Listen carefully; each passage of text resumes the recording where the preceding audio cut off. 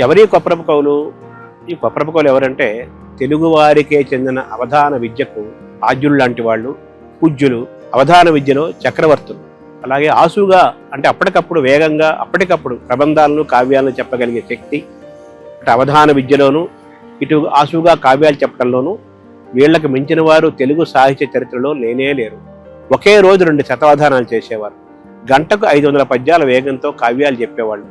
అరగంటకు ఒక ప్రబంధం కూడా చెప్పారు ఈ కొప్పరపు కవులు.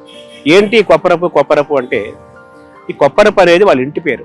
ఇది ఎక్కడుందంటే గుంటూరు జిల్లా కోటపోటకు దగ్గరలో ఉంటుంది.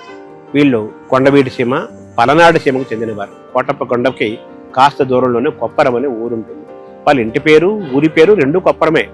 ఇద్దరు సోదర కవులు. పెద్ద ఆయన పేరు వెంకట సుబ్బరాయ కవి గారు, రెండో ఆయన పేరు వెంకట రమణయ్య గారు. వీళ్ళిద్దరూ 5 ఏళ్ల వయసులోనే కవిత్వం చెప్పడం ప్రారంభించి 8 ఏళ్లకే శతకాలు చెప్పి 11 ఏళ్లకే అష్టావధానం చేసి 15 ఏళ్లకే శతావధానం చేసి 20 ఏళ్ళు రాకముందే 24 నిమిషాలకు అంటే ఘడి అంటారు దాన్ని, ఘడియకు 300 పద్యాల వేగంతో ఆసుగా ప్రబంధాలు నిర్మించి గొప్ప చరిత్ర సృష్టించిన మహాకవి చక్రవర్తులు, అవధాన కవి సమ్రాటులు, సార్వభౌములు కొప్పరపు సోదర కవులు. వీరి గురించి ఇంకా తెలుసుకున్నాము. వారి సాహిత్యాన్ని కూడా మదించే ప్రయత్నం చేద్దాం. నమస్కారం.